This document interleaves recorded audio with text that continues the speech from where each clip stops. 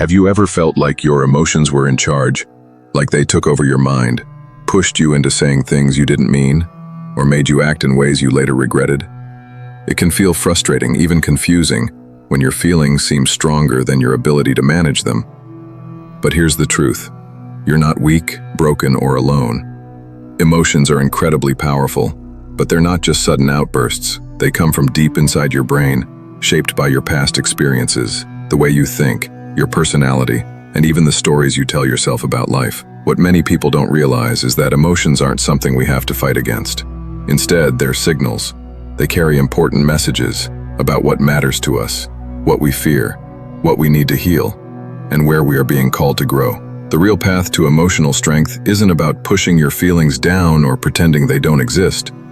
It's about understanding where they come from and how they work. Once you know how your brain creates emotions, how your mind interprets them, and how your unique personality responds to them, you can begin to take back control. In this guide, we'll explore 6 powerful perspectives, from science to ancient wisdom, that will help you understand your emotions in a deeper way.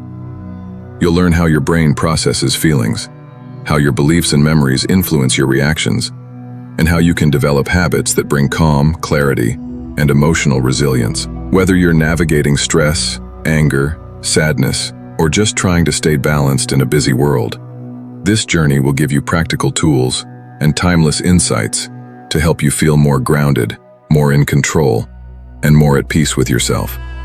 Let's dive in. 1. Neuroscience. Your brain builds emotions like a puzzle. Many people think emotions just happen to us, like automatic reactions we can't control. But neuroscience tells a different story. Your brain doesn't simply feel emotions, it actually creates them. Think of your brain as a prediction machine. It's always scanning your surroundings, looking for clues, and trying to guess what's about to happen next based on your past experiences.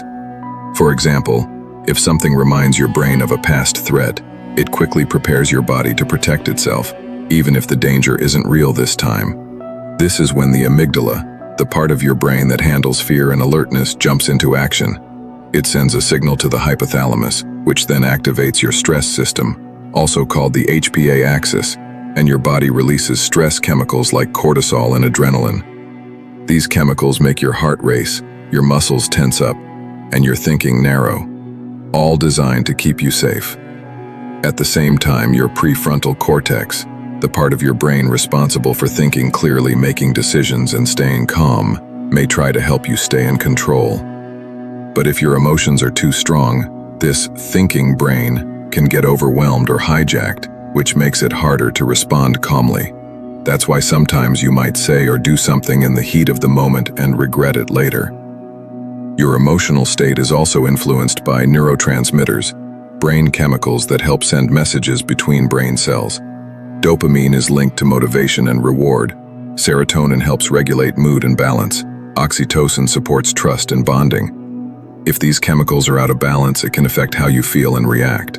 But here's the good news. Your brain is not stuck the way it is. Thanks to something called neuroplasticity, your brain can change and grow throughout your life. Every time you learn a new skill, change a thought pattern, or respond differently in a tough situation, you're literally reshaping your brain. That means even if you've had strong emotional reactions in the past, you can train your brain to respond with more calm, clarity, and control over time. It's not about becoming emotionless, it's about becoming emotionally wise. But while the brain gives us the raw signal, it's our mind, with all its memories, beliefs, and meaning-making, that decides what the signal means. 2. Psychology. The hidden stories behind our emotions. Emotions don't just come from what happens around us. They come from how we see what happens. 2 people can go through the exact same situation, and one might stay calm, while the other feels anxious or hurt. Why? Because our emotions are shaped by our thoughts, beliefs, and past experiences. For example, if you've been rejected before, even a small comment might feel like a personal attack. If you grew up feeling like you had to please everyone, you might feel guilty just for saying no. These inner stories, often shaped by past pain or trauma, become filters that color how we see the world. Psychologists have helped us understand this better. Aaron Beck, one of the founders of cognitive therapy, discovered that our thoughts come first, and our emotions follow. If you think, "I'm not good enough," even a tiny mistake might make you feel like a failure. But if you believe, "Mistakes help me grow," that same situation might just feel like a learning moment. Carl Jung went even deeper, saying that many of our emotional struggles come from ignoring parts of ourselves, the parts we don't like to see or admit, which he called the shadow. The more we push these parts away, the more control they can have over us from the inside. Trauma also plays a big role. If you've been through something painful and haven't fully processed it, that experience can stay in your body and mind, shaping how you react, even years later. As trauma expert Bessel van der Kolk explains in The Body Keeps the Score, the body can remember stress and fear, even if your mind tries to move on.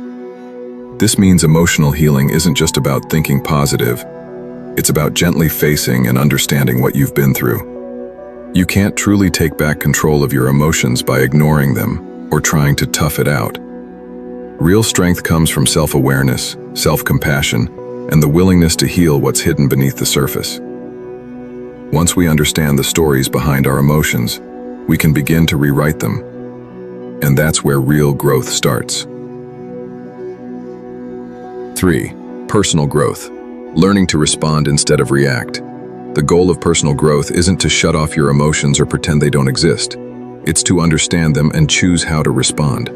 Many of us go through life reacting automatically, snapping when we're angry, shutting down when we're hurt, or overthinking when we feel anxious. But growth begins when you start to slow down and pay attention. Ask yourself, what just triggered me? More often than not, it's not just the situation, it's the story you're telling yourself about it. For example, if someone ignores your message, you might instantly feel rejected. But is it possible they're just busy? These hidden thoughts shape how you feel. That's why journaling is such a powerful tool. When you write down your thoughts and feelings, you start to see patterns. You can ask yourself things like, what emotion am I feeling right now? What am I believing about myself? Is that belief actually true? There are also simple daily habits that can help you feel more balanced and in control. Deep breathing, mindfulness, and naming your emotions out loud, a practice called affect labeling, can calm your brain and bring you back to the present moment. You can also create a small pause ritual, a habit where you take a few seconds before reacting to anything emotional. That pause gives your thinking brain time to catch up to your feelings, so you can choose a better response. Over time, you shift from being like a thermometer, which rises and falls with the temperature around it, to being more like a thermostat. You set the tone, no matter what's happening outside of you. One powerful mindset to adopt is this: emotions are not problems. They are messengers. They're trying to tell you something, maybe about your boundaries, your needs, your values, or old wounds that are ready to heal. The more you listen, the more you grow. Of course, the way we grow emotionally isn't one size fits all. It's shaped by who we are at the core. And that brings us to personality. 4. Personality traits. Why we all feel differently. Not everyone experiences emotions in the same way, and that's because our personalities affect how we feel and respond. Some people naturally feel things more deeply or more often. For example, someone with high neuroticism, a trait in the Big Five personality model, might get easily overwhelmed by stress or worry, while someone low in this trait may stay calm even in tough situations. People who score high in openness often spend a lot of time thinking, imagining, and reflecting, which can help with self-awareness, but may also lead to overthinking or emotional spirals if not managed well. Your energy levels and social style also play a role. Introverts often turn inward and keep their emotions to themselves. They may need quiet time to process how they feel. Extroverts, on the other hand, tend to express emotions more openly and may feel better after talking things through with others. Another helpful system is the MBTI, Myers-Briggs Type Indicator, which divides people into different personality types. If you're a feeling type, like INFP or ENFJ, you likely care deeply about people and emotional harmony. You might sense tension easily and want to fix it, but sometimes forget to set healthy boundaries. If you're a thinking type like INTJ or ESTP, you may focus more on logic and facts, which helps with problem solving, but you might ignore your own feelings or have trouble understanding the emotions of others. Understanding your personality doesn't mean making excuses for emotional reactions. It means learning what works for you. A sensitive person might need alone time, calming routines, or creative outlets to handle emotional stress. A more action-driven person may feel better by exercising, setting goals, or doing something productive when emotions run high. The key is knowing yourself, so you can create emotional tools and routines that truly support your well-being. But no matter our personality type, we all benefit from timeless tools that help us stay grounded. And the ancient Stoics knew this well. 5. Stoicism, ancient wisdom for staying calm and in control. Long before modern science could explain how emotions work, the ancient Stoic philosophers already understood something powerful. You may not be able to control everything that happens in life, but you can control how you respond. One Stoic philosopher, Epictetus, said it clearly: "It's not what happens to you, but how you react to it that matters." That idea is at the heart of Stoicism. Stoics believed that emotions are not a sign of weakness, they are signals that help us grow. But instead of letting those emotions control them, they practiced staying calm and steady, even in difficult situations. One method they used was called premeditatio malorum, which means thinking ahead about the bad things that could happen. This wasn't to make themselves afraid, it was to prepare their minds so they wouldn't panic if things went wrong. By imagining possible challenges, they built emotional strength ahead of time. Another famous Stoic, Marcus Aurelius, wrote in his journal, "If you are upset by something, it's not the thing itself that's upsetting you, it's your opinion of it. And you can change that opinion at any time." That's a powerful reminder that our thoughts shape how we feel, and we always have a choice. Stoics didn't try to run away from emotions, and they didn't bottle them up either. Instead, they asked themselves what they could control: their actions, their words, and their mindset, and they let go of the rest. Simple practices like daily journaling, asking, "Is this in my control?" or taking a moment of silence before reacting, helped them stay calm, clear-headed, and strong in the face of chaos. Stoicism isn't about being cold, it's about being centered. It teaches you to become the anchor in your own storm. And while Stoicism offers structure and strength, symbolic systems like astrology give us a softer, more poetic way to understand our inner emotional rhythms. Symbolic astrology, a gentle mirror for your emotions. Astrology isn't about predicting your future. It's more like a mirror that helps you understand yourself better. When used symbolically, it gives you a creative way to explore your emotional patterns, reactions, and inner world. One of the most important parts of your birth chart is your moon sign, which represents your emotional nature. How you feel things, how you react when you're upset, and what makes you feel safe. For example, if your moon is in Cancer, you might be very sensitive and need emotional comfort and security, especially when life feels uncertain. If your moon is in Scorpio, you probably feel emotions very deeply, but may keep them hidden, only opening up when you feel truly safe. A Sagittarius moon, on the other hand, might deal with hard feelings by staying busy, traveling, or focusing on big ideas, often avoiding emotional pain by staying in motion. Your Mars sign shows how you deal with strong feelings, like anger, passion, or drive. Someone with Mars in Aries might get angry quickly but cool off just as fast. They act on emotion in the moment. A person with Mars in Capricorn is more likely to stay calm on the outside, holding an emotion and using it as fuel to stay focused and reach goals. These patterns aren't good or bad. They're simply different emotional styles. Knowing your emotional style can help you understand why you react the way you do, and how you can take care of yourself more wisely. Astrology won't tell you exactly who you are, but it can give you clues about the emotional habits you carry. Think of it like a map. It won't walk the path for you, but it can help you see the terrain more clearly.